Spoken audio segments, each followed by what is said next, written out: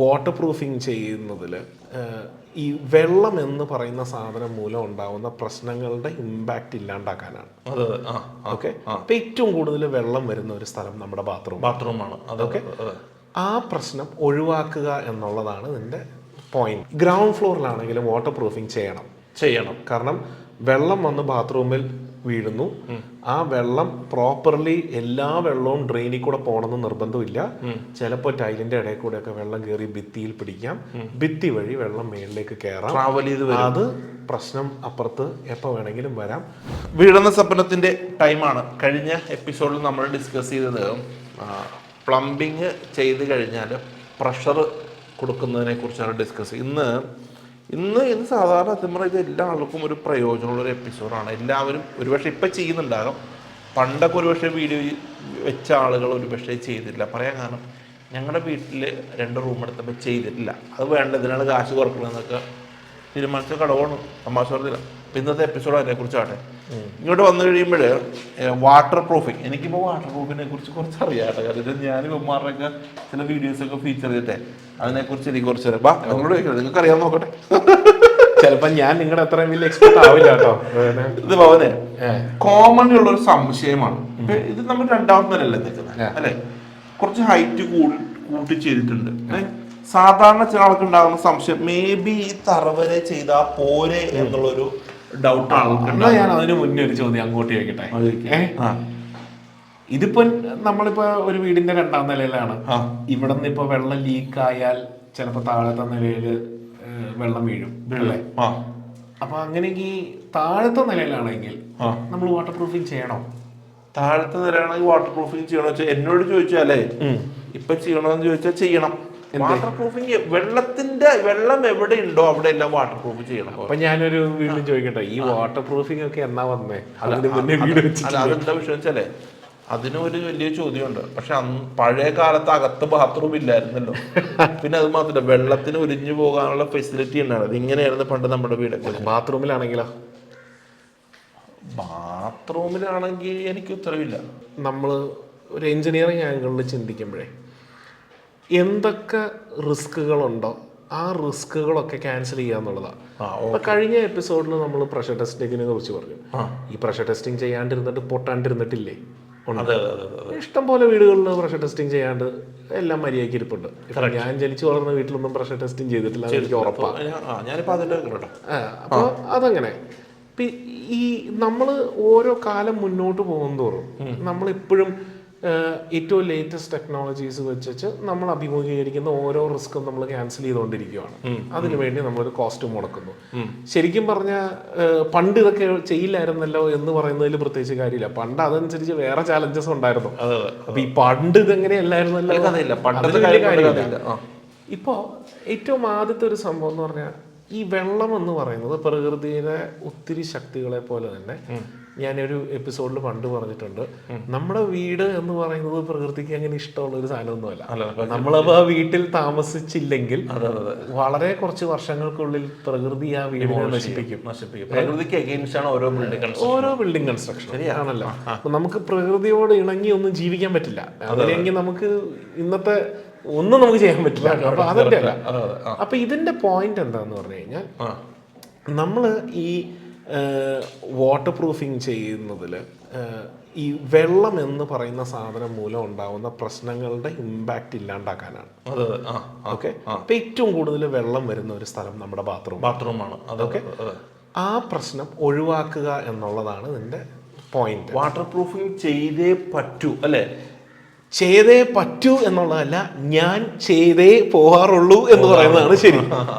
Okay, ചെയ്തേ പറ്റൂ എന്നൊന്നുമില്ല. അല്ല, ഇപ്പൊ നാച്ചുറലി ഒലിച്ചു പോകുന്ന സ്ഥലങ്ങളുണ്ട്. നമ്മുടെ ഗീതാ മാഡത്തിന്റെ ടെറസിൽ വാട്ടർ പ്രൂഫിങ് ചെയ്തിട്ടില്ല.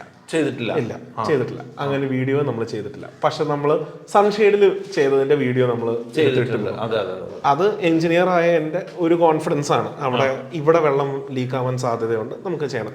ദൈവകൃപയാൽ മാഡത്തിന് ഇതുവരെ വെള്ളത്തിന്റെ പ്രശ്നങ്ങളൊന്നും വന്നിട്ടില്ല. നമ്മുടെ ക്ലയന്റിനെ കൊണ്ട് ആ കോസ്റ്റ് സ്പെൻഡ് ചെയ്യണോ വേണ്ടയോ എന്നുള്ളത് നമ്മുടെ ഒരു ഇതാണ്. നമുക്കറിയാം അത്. അല്ലെങ്കിൽ ഈ എക്സ്പീരിയൻസിന്റെ പുറത്തുള്ള കുറച്ച് കാര്യങ്ങളുണ്ട്. ഗ്രൗണ്ട് ഫ്ലോറിലാണെങ്കിലും വാട്ടർ പ്രൂഫിങ് ചെയ്യണം. കാരണം വെള്ളം വന്ന് ബാത്റൂമിൽ വീഴുന്നു. ആ വെള്ളം പ്രോപ്പർലി എല്ലാ വെള്ളവും ഡ്രെയിനിൽ കൂടെ പോകണമെന്ന് നിർബന്ധമില്ല. ചിലപ്പോൾ ടൈലിന്റെ ഇടയിൽ കൂടെ ഒക്കെ വെള്ളം കയറി ഭിത്തിയിൽ പിടിക്കാം. ഭിത്തി വഴി വെള്ളം മേളിലേക്ക് കയറാം. ട്രാവൽ ചെയ്ത് അത് പ്രശ്നം അപ്പുറത്ത് എപ്പോൾ വേണമെങ്കിലും വരാം. അതുകൊണ്ട് നമ്മൾ ഗ്രൗണ്ട് ഫ്ലോറിലാണെങ്കിലും വാട്ടർ പ്രൂഫ് ചെയ്യണം, നിർബന്ധമായിട്ടും ചെയ്യണം. ഡാം പ്രൂഫിങ്ങും ചെയ്യണം.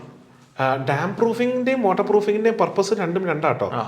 ഡാം പ്രൂഫിംഗ് നമ്മൾ അന്ന് പറഞ്ഞിരുന്നത് ഈ ഭൂമിയുടെ അടിയിൽ നിന്ന് വെള്ളം നമ്മുടെ ഭിത്തി കൂടെ മേളിലോട്ട് കയറാതിരിക്കാൻ വേണ്ടിയിട്ടാണ്. മനസ്സിലായി. ഓക്കെ, കാപ്പിലറി റൈസ് എന്ന് പറയുന്ന പ്രോബ്ലം അവോയ്ഡ് ചെയ്യാൻ വേണ്ടിയിട്ടാണ്.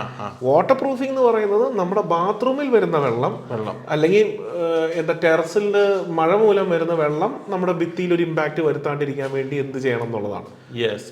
ഓക്കെ, ഇത് തമ്മിലൊരു ഡിഫറൻസ് ഉണ്ട്. നമ്മളൊരു ഒരു കമ്പനി പോയിട്ട് നമുക്ക് വാട്ടർ പ്രൂഫിംഗ് വേണമെന്ന് പറയുന്നതും ഡാം പ്രൂഫ് വേണമെന്ന് പറയുന്നതും രണ്ടും രണ്ട് പ്രോഡക്ട്സ് ആണ്. നമ്മൾ ഡാം പ്രൂഫിംഗ് ചെയ്തിരിക്കുന്ന വീഡിയോസ് നമ്മൾ കാണിച്ചിട്ടുണ്ട്.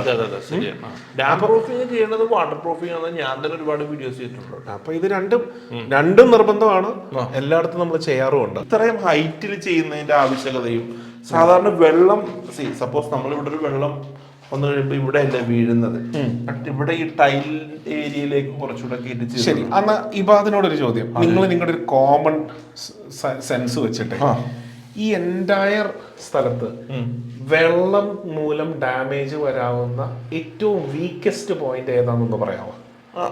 ഒന്നൊക്കെ താഴെ എവിടെ ഇവിടം വരെ വരും.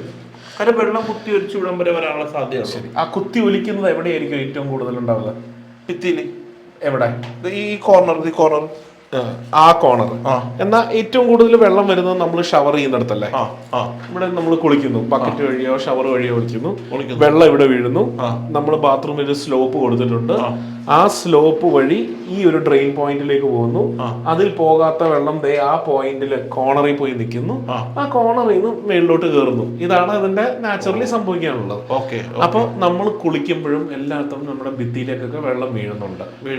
ഓക്കെ, അപ്പൊ എവിടെ ചെയ്താലും മിനിമം ഒരടിയെങ്കിലും തറയിൽ നിന്ന് മേളിലോട്ട് വാട്ടർ പ്രൂഫിംഗ് ചെയ്തിരിക്കണം. ഇതിപ്പോ നിങ്ങൾ എത്ര അടി ഉണ്ട്? ഞാൻ ഇത് 4 അടി ചെയ്യിച്ചിട്ടുണ്ട്. ഇവിടെ 4 അടി ചെയ്യുന്നതിന്റെ പർപ്പസ് ഉണ്ടോ എന്ന് ചോദിച്ചു കഴിഞ്ഞാൽ അങ്ങനെ ഭയങ്കര പർപ്പസ് ഒന്നുമല്ല. ഇത് ചെയ്യുന്നത് വഴി ഉണ്ടാവുന്ന അഡീഷണൽ കോസ്റ്റ് എന്ന് പറയുന്നത് അത്ര സീരിയസ് കോസ്റ്റ് ഒന്നുമല്ല. മനസ്സിലായി. 1.5 അടി ചെയ്യുന്നതിന് വരുന്ന കോസ്റ്റിനേക്കാളും കുറച്ച് കൂടുതൽ അങ്ങ് ഇട്ടുമെന്ന് മാത്രമേ ഉള്ളൂ. കാരണം നമ്മുടെ എസ്പെഷ്യലി ഈ ഒരു ക്ലയന്റിന് വെള്ളം പുള്ളിയുടെ പണ്ട് ജീവിച്ചിരുന്ന വീട്ടിൽ ഒത്തിരി പ്രശ്നങ്ങൾ പുള്ളിക്ക് ഈ വാട്ടർ പ്രൂഫിംഗ് മര്യാദയ്ക്ക് ആവാത്തത് കൊണ്ട് വന്നിട്ടുണ്ട്. അപ്പൊ ആ ക്ലയന്റിന്റെ ഒരു ഇതും മനസ്സമാധാനം ഇതും വെച്ച് ഞാൻ നോക്കി വളരെ നിസ്സാര കോസ്റ്റ് ഇൻക്രീസേ വരാനുള്ളൂ. അപ്പൊ പിന്നെ അത് അങ്ങനെ ഒരു ഡിസിഷൻ എടുത്തു എന്നേ ഉള്ളൂ. പക്ഷെ ഈ വീഡിയോയിൽ നിന്നുള്ള മേജർ സംഭവം ടൈലിംഗ് ചെയ്യുന്നതിന്റെ മുന്നേ പ്ലംബിംഗ് വർക്കും പ്രഷർ ടെസ്റ്റും പരിപാടിയും കഴിഞ്ഞാൽ വാട്ടർ പ്രൂഫിംഗ് ചെയ്യാന്നുള്ളതാണ്. പല മെത്തേഡ്സ് ഉണ്ട്. ചിലർ പറയും ടൈലിംഗ് ചെയ്ത് കഴിഞ്ഞിട്ട് എപ്പോക്സി അടിച്ചു കഴിഞ്ഞാൽ വെള്ളം പോവില്ലല്ലോ എന്ന്. ഫൈൻ. പക്ഷെ ഒരു ബാത്റൂം ചെയ്യുന്നതിന് വരുന്ന വാട്ടർ പ്രൂഫിങ്ങിന് വരുന്ന കോസ്റ്റ് ഒക്കെ വളരെ നിസ്സാര കോസ്റ്റാ. അതിന് വേണ്ടിയിട്ട് നമ്മൾ ഭയങ്കര ഇത് ഇവിടെ ചെയ്തില്ലെങ്കിലേ ചില വീട്ടിൽ ചെല്ലുമ്പോൾ ഇവിടെ ഇങ്ങനെ പെയിന്റ് പോയി, അവിടുത്തെ കട്ടിലകൾക്ക് ചെറിയ പ്രശ്നമുണ്ടായി, അങ്ങനത്തെ എല്ലാ പ്രശ്നങ്ങളും ഉണ്ടാവുള്ളൂ. എസ്പെഷ്യലി നമ്മൾ ഈ ബാത്റൂമിന്റെ പുറയിലത്തെ വാളിൽ എപ്പോഴും നമ്മൾ വാർഡ്രോബ് കൊണ്ടുപോയി വെക്കും. അപ്പൊ ഈ വെള്ളം കയറുന്നത് നമ്മൾ അറിയുപോലും ഇല്ല.